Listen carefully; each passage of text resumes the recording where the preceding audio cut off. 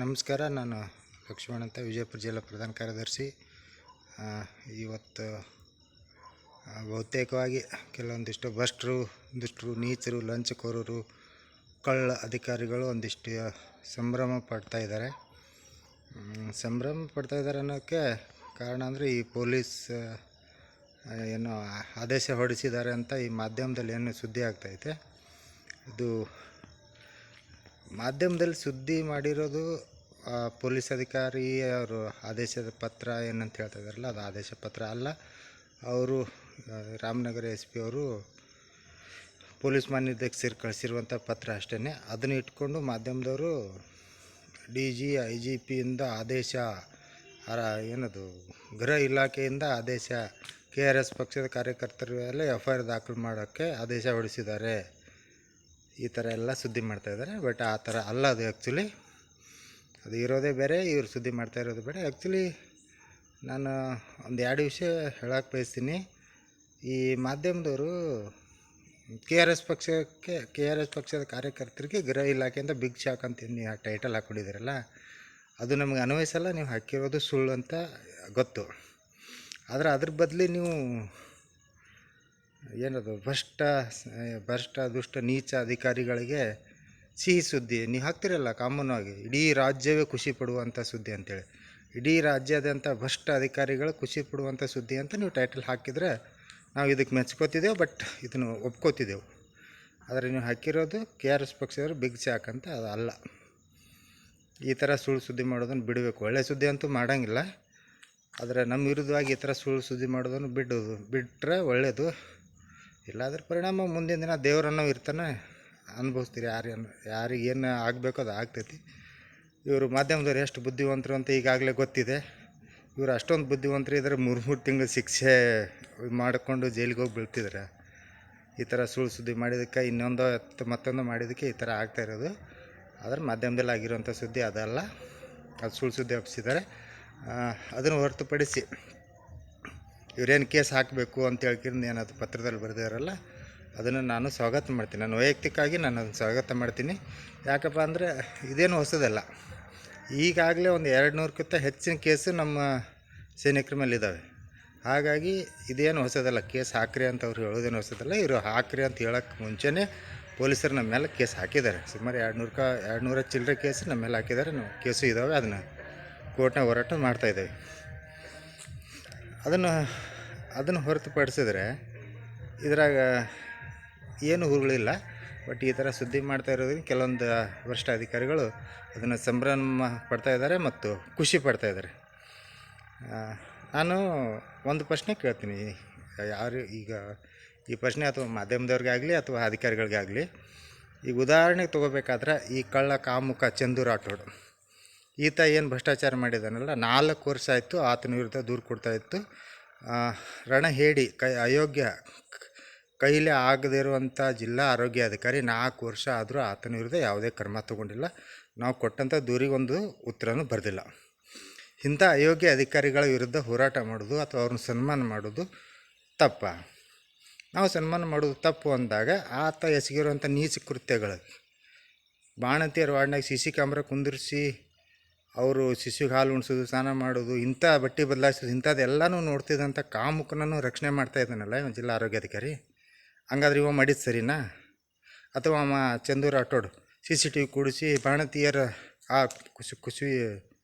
ಖುಷಿಗೆ ಹಾಲು ಉಣಿಸೋದು, ಬಟ್ಟೆ ಬದಲಾಯಿಸೋದು ನೋಡಿದ್ನಲ್ಲ, ಅದು ಸರಿನಾ? ಅದು ಮಾಡ್ಬೋದಾ? ಅದೇ ಕಚೇರಿ ಒಳಗೆ ವಿಡಿಯೋ ಮಾಡಿದ್ರೆ ಕರ್ಮ ಅಂತ ಹೇಳ್ತೀರಲ್ಲ, ಹಂಗಾದ್ರೆ ಕಚೇರಿ ಒಳಗೆ ಈ ಥರ ಕ್ಯಾಮ್ರಾದಾಗ ಹೆಣ್ಮಕ್ಳು ದೇಹ ನೋಡೋದು, ಈ ಥರ ಅಸಭ್ಯ ಇನ್ನೊಂದು XYZ ಈ ಥರ ಅಧಿಕಾರಿಗಳು ಮಾಡ್ಬೋದಾ? ಇದನ್ನು ಪ್ರಶ್ನೆ ಮಾಡಿದ್ರೆ ಕರ್ತವ್ಯ ಕಡ್ಡಿನಾ? ಹೇಳ್ರಿ. ಆಮೇಲೆ ಅದನ್ನು ಹೊರತುಪಡಿಸಿದ್ರೆ ಇಲ್ಲಿ ನಮ್ಮ ಬೋರ್ಡಲ್ದಾಗ ಮಹಾ ಡಾಕ್ಟ್ರ್ ಅದನ್ನು ಕಾಮಚೋರ್ ಏನೋ ನಡ್ಗಟ್ಟಿ ಅಂಥೇಳಿ, ಅವ ಡ್ಯೂಟಿಗೆ ಬರಲಾರ್ದೆ ಹರಾಮಿ ಪಗಾರ ತಿಂದಾನು, ವರ್ಷಾನುಗಟ್ಲೆ ಹರಾಮಿ ಪಗಾರ ತಿಂದಾನು. ಅವನ ವಿರುದ್ಧ ಕ್ರಮ ತಗೋರಿ ಅಂತೇಳಿ ಜಿಲ್ಲಾ ಆರೋಗ್ಯ ಅಧಿಕಾರಿಗೆ ಮನವಿ ಮಾಡಿದ್ರೆ ಒಬ್ಬ ಅಧಿಕಾರಿ ಏನಂತಾನೆ, ಅವ ಕರೆಕ್ಟಾಗಿ ಡ್ಯೂಟಿಗೆ ಬಂದೇನೋ ವರದಿ ಕೊಡ್ತಾನೆ. ಇನ್ನೊಬ್ಬ ತಾನೆ ಇಲ್ಲ ಅವ ಕಳ್ಳ ಅದಾನಂತ ಗೊತ್ತೈತಿ ಅಂತ ಹೇಳ್ತಾನೆ. ಇವ ಜಿಲ್ಲಾ ಆರೋಗ್ಯ ಅಧಿಕಾರಿ ಏನು ಮಾಡಕತ್ತಾನ?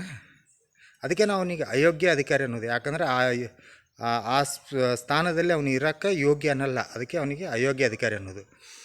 ಅದನ್ನು ನಾವು ಪ್ರಶ್ನೆ ಮಾಡಿ ಡಿ ಎಚ್ ಆಫೀಸ್ದಾಗ ಅವ್ನಿಗೆ ಪ್ರಶ್ನೆ ಮಾಡೋದು ಅದು ಕಾನೂನಿಗೆ ಅಡ್ಡಿಪಡಿಸೋದ. ಮತ್ತು ಇವ್ರು ಕರೆಕ್ಟಾಗಿ ಕೆಲಸ ಮಾಡಿದ್ರೆ ನಾವು ಯಾಕೆ ಅಲ್ಲಿಗೆ ಹೋಗಿ ಪ್ರಶ್ನೆ ಮಾಡ್ತಿದ್ವಿ? ಅದನ್ನು ಹೊರತುಪಡಿಸ್ತೀನಿ. ಈಗ ಏನಪ್ಪ ಅಂದರೆ ಇಂಥ ಕೆಲವೊಂದು ಆದೇಶಗಳಿಂದ ಸರ್ಕಾರ ಏನದು ಕಚೇರಿ ಒಳಗೆ ವಿಡಿಯೋ ಮಾಡಬಾರ್ದು, ಪರ್ಮಿಷನ್ ತೊಗೋಬೇಕು, ಆಮೇಲೆ ಎಫ್ ಆರ್ ಮಾಡಬೇಕು, ಈ ಥರ ಏನು ಸರ್ಕಾರ ಆದೇಶ ಹೊರಡಿಸ್ತಾ ಇದೆಯಲ್ಲ, ಈ ಥರ ಸರ್ಕಾರದ ಕುಮ್ಮಿಕಿನಿಂದ ಇವತ್ತಿನ ದಿನ ಬಸ್ಟು ಲಂಚ್ಕೋರು, ಕಾಮುಕರು, ಕಳ್ಳರು ಏನು ಮಾಡ್ತಾಯಿದ್ದಾರಪ್ಪ ಅಂದ್ರೆ ನೇರವಾಗಿ ಮುಂಚೆ ಕೈಯಾಗಿ ಲಂಚ ತೊಗೋತಿದ್ರು, ನೇರವಾಗಿ ಫೋನ್ಪೇ ಮೂಲಕ ಲಂಚ ತೊಗೋತಾ ಇದ್ದಾರೆ ರಾಜ್ಯಾದ್ಯಂತ. ಅದ್ರ ದಾಖಲೆನೂ ನಾವು ಕೊಟ್ಟಿದ್ದೀವಿ, ದಾಖಲೆ ಸಮೇತ ಕೊಟ್ಟಿದ್ದೇವೆ. ಫೋನ್ಪೇ ಮೂಲಕ ಲಂಚ ತೊಗೊಂಡಿದ್ದು ಅವ್ರ ವಿರುದ್ಧನೇ ಯಾವುದೇ ಕ್ರಮ ತೊಗೊಂಡಿಲ್ಲ. ಹಾಗಾದರೆ ನಮ್ಮ ಸಂವಿಧಾನ ಇರೋದು ಕಳ್ಳರನ್ನ ರಕ್ಷಣೆ ಮಾಡೋದಕ್ಕೆ. ನ್ಯಾಯದ ಪರವಾಗಿ ಹೋರಾಟ ಮಾಡೋದು ತಪ್ಪ? ಈಗ ಇವರೆಲ್ಲರೂ ನಮ್ಮ ಏನದು ಸುದ್ದಿ ಹಬ್ಬಿಸಿ KRS ಪಕ್ಷ ಮುಗೀತು, ಇನ್ಮ್ಯಾಗ ಯಾವುದೇ ಕಚೇರಿಗೆ ಹೋಗಂಗಿಲ್ಲ, ಅವ್ರ ಮ್ಯಾಗ ಕೇಸ್ ಹಾಕ್ತಾರೆ. ಒಂದು ವೇಳೆ ಇದೇ ಸ್ವಾತಂತ್ರ್ಯ ಹೋರಾಟಗಾರರು ಬ್ರಿಟಿಷರು ನಮ್ಮ ಮ್ಯಾಗ ಕೇಸ್ ಹಾಕ್ತಾಯಿದ್ದಾರೆ ಅಂತೇಳಿ ಅವ್ರು ಏನಾದರೂ ಹೋರಾಟ ಮಾಡೋದು ಬಿಟ್ಟಿದ್ರೆ, ಒಂದು ವೇಳೆ ಬಿಟ್ಟಿದ್ರೆ ನಮಗೆ ಇವತ್ತು ಸ್ವಾತಂತ್ರ್ಯ ಸಿಗ್ತಾ ಇರಲಿಲ್ಲ. ಆಯಿತು, ಅವ್ರು ಕೇಸ್ ಹಾಕಿಸ್ಕೊಂಡ್ರು, ಜೈಲಿಗೆ ಹೋದರು, ವನವಾಸ ಅನುಭವಿಸಿದ್ರು. ಈಗಿನ ಜೈಲಲ್ರಿ, ಆಗಿನ ಜೈಲುಗಳು ಎಂತಿಂಥ ಜೈಲುಗಳು, ಕಾಲಪನಿ ಶಿಕ್ಷೆಯಿಂದ ಅವು ಮತ್ತೊಂದು ಸಾಕಷ್ಟು ಅನುಭವಿಸಿದ್ದಾರೆ. ಅವರು ಹೋರಾಟ ಮಾಡಿದ್ರ ಮುಂದೆ ನಮ್ಮದು ಏನೂ ಅಲ್ಲ, ನಮ್ಮದೊಂದು 10% ಇರ್ಬೋದು ಅಷ್ಟೇ. ಬಟ್ ನಾವೇನು ಇಂಥದಕ್ಕೆಲ್ಲ ಬಗ್ಗೋದು ಜಗ್ಗೋದಲ್ಲ, ಇದೇನು ಹೊಸದು ಅಂತೂ ಅಲ್ಲ ನಮಗೆ. ಪೊಲೀಸರು ಕೇಸ್ ಹಾಕೋದು ನಮಗೇನು ಹೊಸದಲ್ಲ. ಬಟ್ ಒಂದು ಸಣ್ಣ ಉದಾಹರಣೆ ಹೇಳ್ಬೇಕಂದ್ರೆ, ಒಂದು ಹಳೆ ಮನೆ ಅದಕ್ಕೊಂದಿಷ್ಟು ಸುಣ್ಣ ಬಿಡ್ದಂಗೆ ಆಗಿದೆ ಅಷ್ಟೇ. ಅದು ಬಿಟ್ಟರೆ ಈ ಮಾಧ್ಯಮದವ್ರು ಒಂದಿಷ್ಟು ದೊಡ್ಡದಾಗಿ ಬಿಂಬಿಸ್ತಾ ಇದ್ದಾರೆ. ತೊಂದರೆ ಇಲ್ಲ, ನಮ್ಮ ಹೋರಾಟ ಮುಂದುವರಿತೈತೆ. ಕೇಸ್ ಹಾಕಂಗಿದ್ರೆ ಹಾಕಲಿ. ಈಗ ಆಲ್ರೆಡಿ ನಮ್ಮ ವಿರುದ್ಧ ಕಾಮುಕ ಚಂದೂರು ಆಟೋಡು ದೂರು ಕೊಟ್ಟಿದ್ದಾನೆ. ಅವತ್ತೂ ಹೇಳಿದ್ದೀವಿ, ನೀವು ಕಾನೂನು ಪ್ರಕಾರ ಕ್ರಮ ತಗೋರಿ, ನಾವು ನಮ್ಮ್ಯಾಗ ಏನು ಅದು ಕಾನೂನು ಪ್ರಕಾರ ಶಿಕ್ಷೆ ಆಗಬೇಕು, ಅದ್ರ ಪ್ರಕಾರ ನೀವು ಕ್ರಮ ತಗೋರಿ ಅಂತ ಹೇಳಿದ್ದೀವಿ. ಆಮೇಲೆ ನಮ್ಮ ವಿಜಯಪುರ ಜಿಲ್ಲಾ ಅಯೋಗ್ಯಾಧಿಕಾರಿ ಫಸ್ಟ್ ಕಳ್ಳರ ವಿರುದ್ಧ ಕ್ರಮ ಕೈಗೊಳ್ಳುವಂಥ ಯೋಗ್ಯತೆ ಇಲ್ಲದೇ ಇದ್ದರೂ ಪರವಾಗಿಲ್ಲ, ಬೇರೆದವ್ರನ್ನ ಹಚ್ಚಿ ನಮ್ಮ ವಿರುದ್ಧ ದೂರು ಕೊಡಿಸಿದ್ದಾನೆ ಪೊಲೀಸರಿಗೆ. ಅವತ್ತಾದರೂ ಹೇಳಿದ್ದೀವಿ ನಾವು, ಅವ್ರು ದೂರ ಏನು ಕೊಟ್ಟಿದ್ದಾರಲ್ಲ ಆ ದೂರಿನ ಆಧಾರದ ಮ್ಯಾಗ ನಮ್ಮ ಮ್ಯಾಗ ಕ್ರಮ ತಗೋರಿ ಅಂತೇಳಿ. ನಾನು ಒಂದೇ ಹೇಳಕ್ಕೆ ಬಯಸ್ತೀನಿ, ಈ ಏನು ಸಂಭ್ರಮ ಪಡ್ತಾ ಇದ್ದಾರಲ್ಲ ಈ ಭ್ರಷ್ಟರು, ಕಳ್ಳರು, ಕಾಮುಕರು, ತಲೆ ಹಿಡ್ಕು ದೇಶದ್ರೋಹಿ ಅಧಿಕಾರಿಗಳು, ಅವ್ರಿಗೆ ಒಂದು ಮಾತು ಹೇಳಕ್ಕೆ ಬರ್ತೀನಿ. ಇಷ್ಟು ದಿನ ನಾವು ಕಚೇರಿ ಒಳಗೆ ಪ್ರಶ್ನೆ ಮಾಡ್ತಿದ್ದೀವಿ. ಒಂದು ವೇಳೆ ನೀವು ಕರ್ತವ್ಯಕ್ಕೆ ಅಡ್ಡಿಪಡಿಸಿದಾನಂಥೇಳಿ ಕೇಸ್ ಹಾಕಿಸಿದ್ರೆ ನಿಮ್ಮನ್ನು ಕಟ್ಕಟಿಯಲ್ಲಿ ನಿಂದಿರಿಸಿ ಪ್ರಶ್ನೆ ಕೇಳ್ತೀವಿ, ನೆನಪಿರಲಿ. ಓಕೆನಾ? ನೀವೇನು ನಮ್ಮ ಮ್ಯಾಗ ಕೇಸ್ ಹಾಕಿದ್ರೆ ನಾವು ಜೈಲಿಗೆ ಹೋಗ್ತೀವಿ, ನೀವು ಆರಾಮಾಗಿ ಇರ್ತೀರಿ ಅಂತ ನೀವು ಅನ್ಕೋಬೇಡ್ರಿ. ನಿಮ್ಮನ್ನು ಕೋರ್ಟಲ್ಲಿ ಕಟ್ಕಟ್ಟಿ ಒಳಗೆ ನಿಂದಿರಿಸಿ ಪ್ರಶ್ನೆ ಮಾಡ್ತೀವಿ. ನೀವೇನು ಇಲ್ಲಿ ಅಕ್ರಮ ಅನ್ಯಾಯಗಳು ಮಾಡಿರ್ತೀರಲ್ಲ, ಅದನ್ನು ನಾವು ನೇರವಾಗಿ ಕೋರ್ಟಿಗೆ ಹೋಗೋಕೆ ಇದೊಂದು ಸ್ಟೆಪ್. ನಮ್ಮ ಮ್ಯಾಗ ಏನು ಕೇಸ್ ಹಾಕ್ತಾರಲ್ಲ, ಈ ಕೇಸ್ ಹಾಕೋದು ನಮಗೊಂದು ಮೆಟ್ಲು. ಕೇಸ್ ಹಾಕಿದ್ರೆ ನಿಮ್ಮನ್ನು ಕಟ್ಕಟ್ಟಿಯಲ್ಲಿ ನಿಂದಿರಿಸಿ ಪ್ರಶ್ನೆ ಮಾಡ್ತೀವಿ. ಇದನ್ನು ಹೆಸರು ನೆನಪಿಟ್ಕೊರಿ. ನೀವೇನು ಪೊಲೀಸರು ಆದೇಶ ಹೊರಡಿಸ್ಬಿಟ್ರು, ಇನ್ಮ್ಯಾಗ KRS ನಮ್ಮ ಪ್ರಶ್ನೆ ತಂಟೆಗೆ ಬರಲ್ಲ, ಬಂದರೆ ಕೇಸ್ ಹಾಕ್ತೀವಿ. ಖಂಡಿತವಾಗಿ ಕೇಸ್ ಹಾಕ್ಬೋದು, ಅದು ನಿಮ್ಗೆ ಹಕ್ಕೈತಿ, ಹಾಕ್ಬೋದು. ಆದರೆ ನಿಮ್ಮನ್ನು ನಾವು ಕಟ್ಕಟ್ಟಿಯಲ್ಲಿ ನಿಂತು ಪ್ರಶ್ನೆ ಮಾಡ್ತೀವಿ.